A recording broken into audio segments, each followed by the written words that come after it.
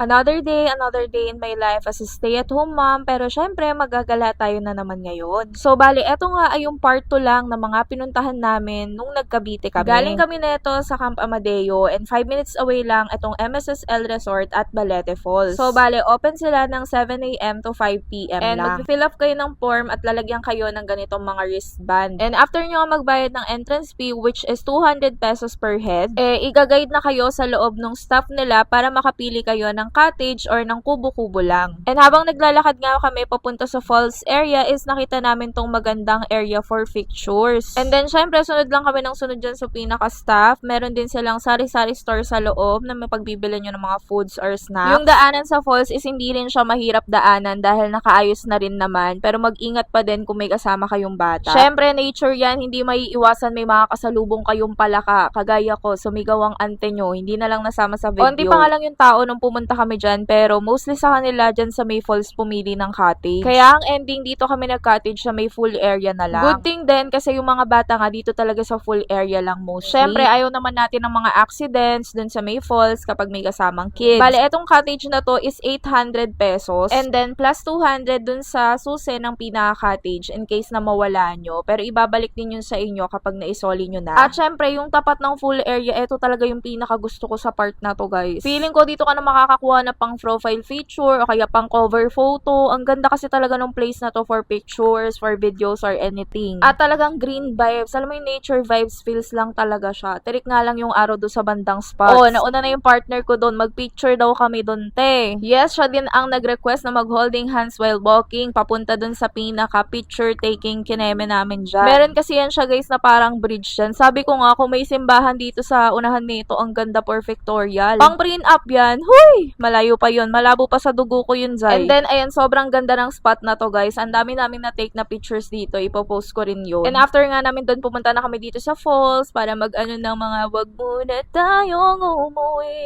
Diba? Nakita nyo ba yung post ko na yun? Yun yung nauna kong na-post bago tong vlog na to. Syempre, kung naka-follow ka. And syempre, tinignan namin ng kapatid ko yung sa may falls area sa dulo. Hindi masyadong crowded doon. Pwede rin kayong mag-swimming doon. May hangganan lang yun or margins ng falls na pwede nyo pag-swimmingan. Yun nga lang dahil may bata nga kaming kasama, para ang naging habol na lang namin sa falls is puro pictures na lang and videos talaga. Eh nung halos matatapos na nga kami mag-ikot-ikot kasi parang dumami na rin kasi yung tao talaga dun sa mabababang part ng falls. And then, etong part na to, guys, ng falls, yung may tumalon dyan sa video is mababa lang yan ng onte. Hindi pa yan yung 18 feet ng Balete Falls. Kasi yung 18 feet part is nakasara nung time na pumunta kami. Bawal ata tumalon, baka maging kwento ka na lang, ganun. So, ang ending nga, after nga namin mag-picture-picture doon is dito na kami sa full tumambay since wala rin masyadong tao. Ang lakas ng loob namin dito. Yes, ante mo, naka one piece tayo dyan. Hindi tayo magto-two piece dahil malaki ang tiyan natin. Sayang nga lang nakalimutan ko dalhin yung aking inguinal cream by Clarity Essentials. Yes, alagang Clarity Essentials po. At ayan lang muna. So, saan tayo next?